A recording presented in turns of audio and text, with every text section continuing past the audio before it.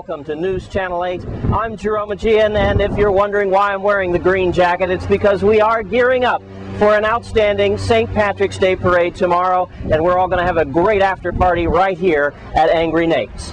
But tonight, we bring you the tragic story of what's happening on St. Thomas. It comes as no surprise. It is the follow-up to yesterday's teen shooting, which has left one 16-year-old dead. News Channel 8's Lee Carl updates us on this tragic story. Following the devastating report yesterday about the Kerwin Terrace shooting incident leaving one young man 16 dead and another critically injured, another shooting took place in the Garden Street area.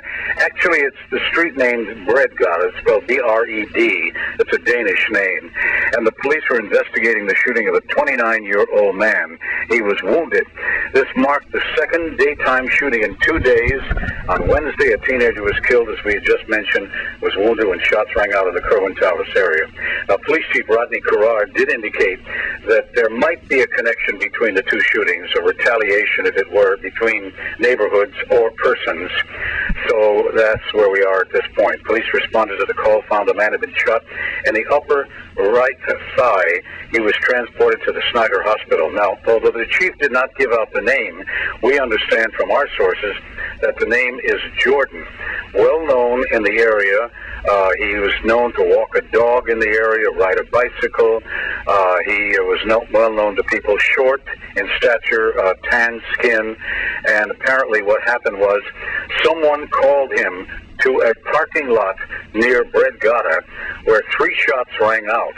And he stumbled and staggered through the area, spewing blood out from the artery that was severed by the bullet, and apparently collapsed in front of a small deli. Here is the official report first by the police, by Police Chief Rodney Carrard, as I spoke to him. 911 received a call from a concerned citizen that a shot was fired in the area of Bredgade, Garden Street.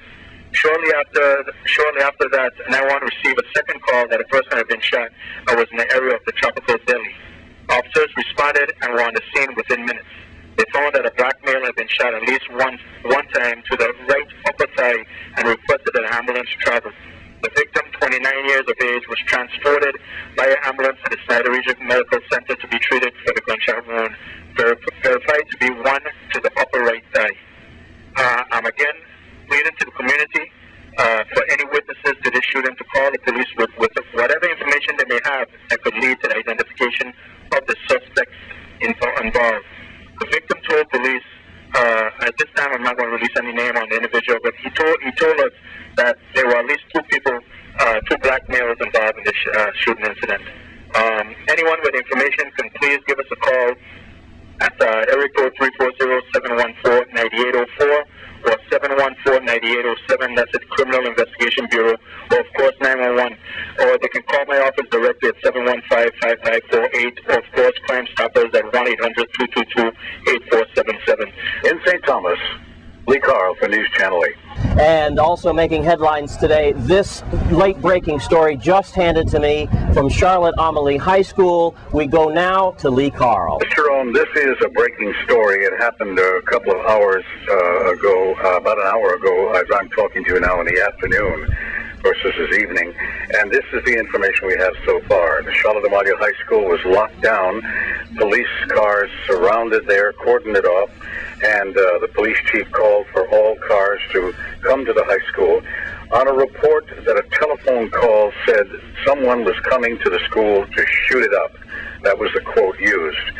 Well, the police surrounded the area. The superintendent, Barry, went on the air and said, told the parents to take it easy because no one was injured, and they were doing this as a precautionary measure because of that telephone call. As the police began to search the school, they found first one young man with a gun apparently in the machine shop, and then an additional report says now that 2 young men were found with guns on the campus of the Charlotte Amalie High School, possibly in the machine shop area.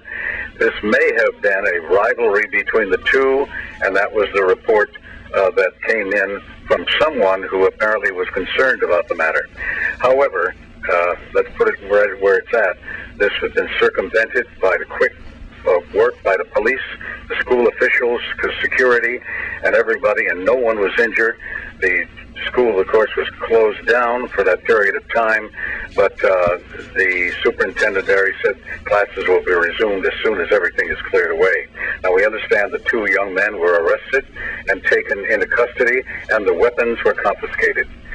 That is the story we have so far. I'm sure there's going to be additional information from the police chief and other officials.